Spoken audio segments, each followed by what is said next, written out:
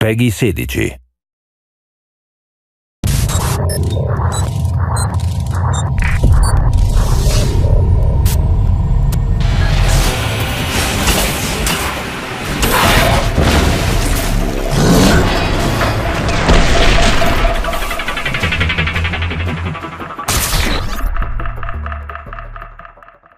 Loot collection is really one of the most key parts in Darkspore. As you progress through the game, the planets you beam down to and the enemies you meet will become progressively harder. One key way to keep your squads alive is to collect better loot to upgrade your creatures with. Like most action role-playing games, Darkspore is mainly about finding and collecting the most powerful loot for your creatures. What makes Darkspore unique is how many different kinds of loot there is to collect, as well as the way you can collect it. There are two different ways to acquire loot in Darkspore. The first is dropped loot. You'll find this, anytime you kill an enemy, there's a chance it'll drop loot. One of the most basic would be health and energy orbs. These not only replenish the health and energy of your current creature, but actually of the creatures in your squad and the creatures that your friends are controlling as well.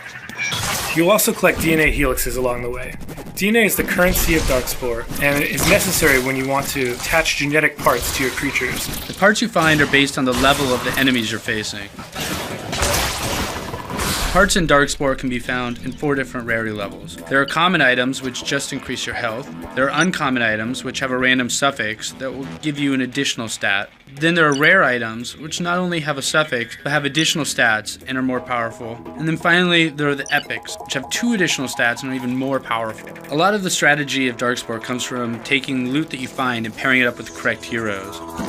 Catalysts are instant buff crystals that drop in a level. As you can see here, you have a grid that you'll be filling up with catalysts as you pick them up. Each catalyst has a different color. When you fit 3 catalysts in the same row or column that are of the same color, it'll actually make all of them more powerful. So savvy players in co-op will be able to trade with their friends, perhaps collecting all of the red catalysts, which will give them lots and lots of bonuses as they fill in all of the rows and columns in their grid. Another way to get loot is from unlocking the obelisks that are randomly placed on planets. You will be able to complete a level without finding any of the obelisks. However, for the completionists out there, seeking out all the hidden obelisks on a level can really pay off. Not only do they drop loot for your group, but collecting them all will increase your chance of acquiring more rare loot at the end of the level. And then there's cash out loot. So when you choose to cash out in the Push Your Luck system, you'll be awarded with kind of more powerful handcrafted loot. Here you can see that I got a gold medal because I killed every single enemy, got a silver medal for finding obelisks, and a bronze medal because I finished with only a single creature remaining.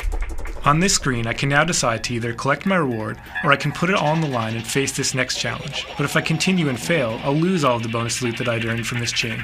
If I choose to cash out, Helix will evaluate my performance across the entire chain of levels and award 1 piece of loot per planet completed.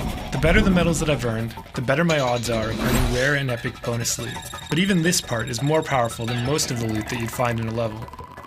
Thanks guys for listening, and we'll have more of these videos coming out shortly, and I can't wait to tell you guys more about the game.